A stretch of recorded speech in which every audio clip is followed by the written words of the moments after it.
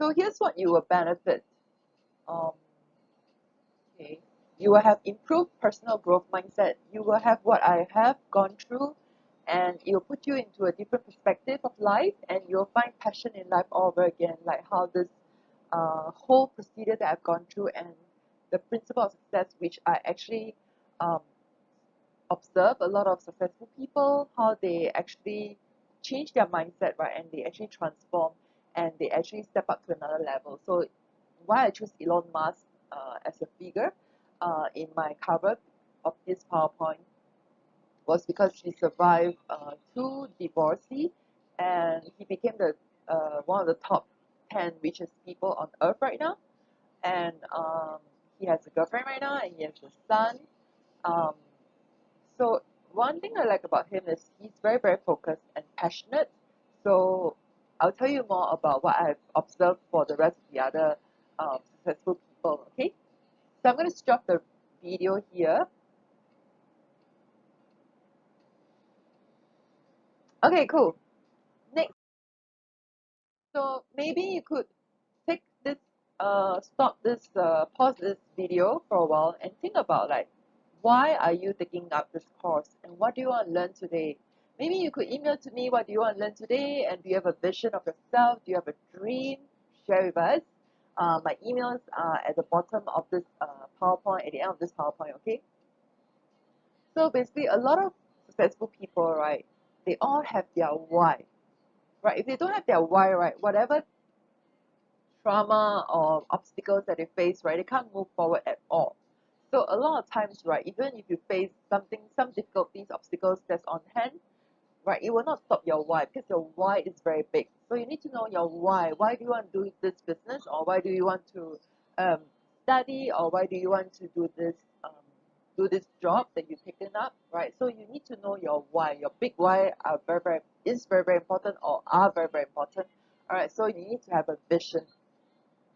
So you can even pause this video and think about your vision for the next 5 to 10 years. So 5 years ago when I started this um, my own business, right, it was almost tanked because I have no mood to actually tend to my business, right? And so it lets me think about what do I really want in life, right? The next 5 to 10 years, what do I want in life? So I actually write down what do I want in my next 5 years life, and I actually achieved a lot of things during this 5 years while I move out of my house, I do the divorce, um, and even now, I actually, I moved into this place where my parents' place is, and I bought over the house, right? And then this house was in a bad condition because my mom was busy taking care of my father, so they were in a bad shape. And I felt that I neglected my role as a daughter because I felt that I didn't do well because women especially we wear a lot of hats, right? We can be a mother, a lover, um, a daughter, right? So I find that I'm not really balancing my family life and career life. Um, so I wanted to ask all of you, right, to think about the areas of life that you want to balance. All right, so later I'll get back to you on the areas of life that you want to balance. We call it the 7 spheres of wealth. So think about what kind of life do you want. You can, like I mentioned earlier, you pause this video and think about what kind of life do you want. So I have this dream that I wanted to be my own boss. I do not want to be dominated by people because that's who I am. And I believe a lot of even Dr. Miles Monroe, I was reading his book, he said that humans do not like to be dominated by anyone, right? They are meant to dominate the world, just like Bill Gates, he's like dominating the world, right? Like giving providing Microsoft a program to all computers. He's like dominating the whole world. McDonald's dominating the whole world. Steve Jobs, Apple dominating the whole world. So that's why um, it's our life. This life is the life that that when God created us, right? He wanted us to be successful. So all you have to do is ask and you receive. So think about what kind of life do you want. Okay, I love this quote from Jim Rohn. Your life does not get better by chance; it gets better by change. A lot of us, like when when we do exercise, right, we have this achiness that's like it's like chronic pain on our body. I believe all of us have chronic pain on our body, right? Or maybe it's just me. It's just me, I think. So I have this chronic pain on my left side of my hip. And there's one time, right, it's so painful that I couldn't sleep at all. So I had to go to my chiropractor, and my chiropractor was like, wow, you wait till this so painful and then you just come to see me. I'm like, yeah. So, then I realized that human beings are like that. They can tolerate pain so long until, right, it hurts them, right, then they decided to do something. So please don't do that. Please don't make the mistake like me. You have this chronic pain on your body and then you find that you can't tolerate anymore and you decided to have surgery.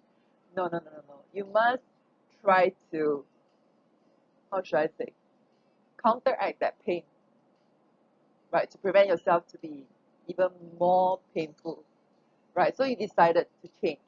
So for me, right, I decided to sit properly. I decided to make the changes of my posture, right? So even for my friend, right, I have this friend. Actually, she's a client, her friend. She is having a lot of problem with her husband for many, many years, for about 13 years, right? So my marriage and her marriage are similar. I'm 15, she's 13. So she came to me one day and told me that, I think I had enough of my husband. I said, what happened? What really happened? And she said to me, um, I think I need a divorce. I was like, oh, okay, can you tell me the whole story? So she was with him for 13 years. They have 3 kids, but she's the breadwinner, not the husband. The husband did not pay at all for the family. Maybe initially he did, but after that, right, after the COVID situation, right, he did not want to do anything. He did not want to be responsible for it. And even for this divorce, right, he did not want the custody of the kids. He just want to pay for the alimony, and then, the rest of the chores or kids, right, are handled by my client. So I asked her, does it really take so long for you to decide to have a divorce, or is he the one who asked for divorce? So she came to me, she said that he asked for it. He doesn't even want to go for counseling. So I'm like, oh, okay. So a lot of times, right, couples break down in terms of communications, right? And then one after another, they refuse to give in. Um, so, but she knows there's a problem already in their relationship, right? He doesn't want to grow, and he doesn't want to be responsible for the 3 kids. He did tell her one day that I regretted to have 3 kids. Um, so probably, you know, during the pandemic, right, either it break you or it make you. So, so I find that I think her husband already have this mindset to give up the relationship and his kids because he cannot take it anymore. So a lot of us have a different threshold of pain. So if you already felt something, have a conversation with your spouse or your partner that you are with, okay? Or like even at work, right, start to have some conversation with your bosses or subordinates, right, so that you can make some changes before anything get worse.